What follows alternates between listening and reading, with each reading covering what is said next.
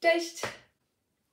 Ja jestem Kin, a to jest filmik, w którym polecam książki, które zostały napisane po angielsku i chyba nie są zbyt dobrze znane na polskim BookTubie.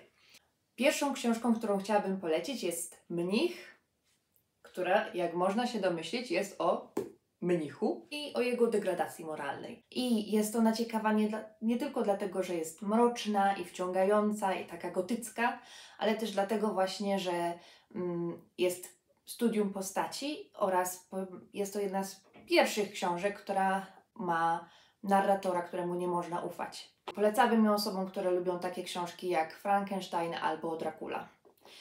Oczywiście trzeba wziąć pod uwagę, że to jest książka stara, w związku z czym tu się rzeczy nie posuwają tak bardzo szybko i jest ten dreszczyk taki bardzo XIX-wieczny, no ale jeśli ktoś lubi Drakulę, to chyba się może spodziewać. Następnie chciałabym polecić dwie książki z końca XIX wieku i z początku XX wieku.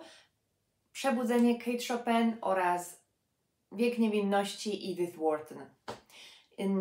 Łączę te książki ze sobą, ponieważ one obydwie są o nieszczęśliwej miłości. One obydwie są o nieszczęśliwych małżeństwach oraz o konwenansach, które sprawiają, że jesteśmy uwięzieni w nieszczęśliwych małżeństwach, a także obie są o obłudzie społeczeństwa i mają wątki feministyczne, zastanawiają się nad tym, co kobieta może, co kobieta powinna i dlaczego tak jest. Oczywiście są to wątki feministyczne znowu na tamte czasy, więc nie spodziewajmy się nie wiadomo czego. Polecałabym je obie takim osobom, które lubią właśnie typową XIX-wieczną powieść, czyli Elizabeth Gaskell albo Lwa Tołstoja, tego typu.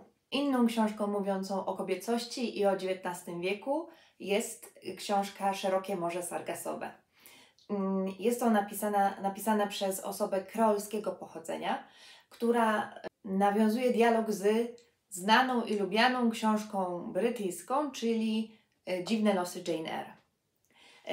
I ta książka opowiada, i to będzie teraz spoiler, więc dla osób, które nie czytały Jane Eyre, to jest książka, która jest w pewnym sensie prequelem do Jane Eyre i opowiada losy żony pana Rochestera, ale zanim wyjechała do Wielkiej Brytanii, zanim została jego żoną i o ich małżeństwie i stawia takie pytania, czy żona Rochestera rzeczywiście była szalona, czy może po prostu była tylko inna. Książka przygląda się nierówności sił w małżeństwie nie tylko z perspektywy patriarchatu, ale także z perspektywy właśnie systemu kolonialnego i pokazuje takie podłoże rasizmu, które znajduje się w większości książek pisanych przez białych ludzi w tamtych czasach.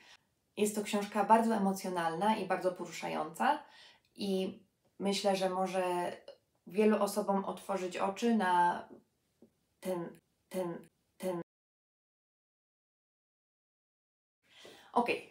Następna książka o XIX wieku. Tym razem jest to Czerwony płatek i ten biały. I te tytułowe dwa płatki to dwie kobiety. Kobieta z niższych sfer i kobieta z wyższych sfer. I różnice w ich wychowaniu, różnice w ich życiu, ale także opowieść o tym, jak każda z nich jest nieszczęśliwa na swój sposób.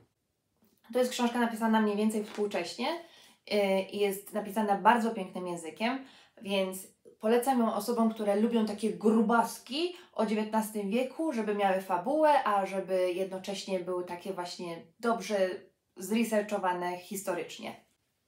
Au! Ta książka jest napisana w Nigerii, czyli kraju, który jest anglojęzyczny, ale nie z własnej woli.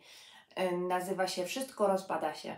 To jest opowieść o wojowniku, który nie do końca potrafi odnaleźć się w kolonialnej rzeczywistości i walczy o swoją godność, ale nie do końca sam rozumie, co tej godności zagraża i być może kieruje swój gniew nie w tym kierunku, w którym powinien i popełnia pewne straszliwe błędy. Bardzo jest taka, powiedziałabym, szekspirowska pod tym względem.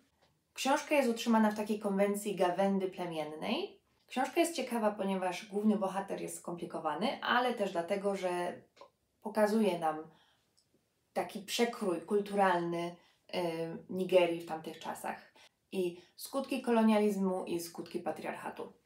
A kiedy już przeczytacie Wszystko się rozpada, nie, wszystko rozpada się, to wtedy warto jest przeczytać w połączeniu z tamtą książką Fioletowy hibiskus Chimamandy Ngozi Adichie. Jest to książka, która bardzo nawiązuje do tamtej i pokazuje, jak zmieniły się wartości w porównaniu do tamtych czasów oraz jak się nie zmieniły te wartości.